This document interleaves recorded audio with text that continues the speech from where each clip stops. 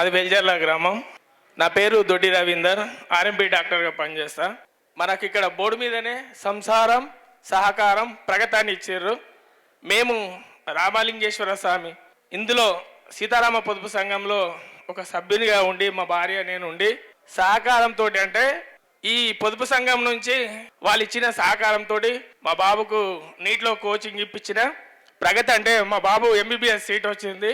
మేము life long ఈ రామలింగేశ్వర సహకార సమితిని గుర్తుపెట్టుకుంటాం.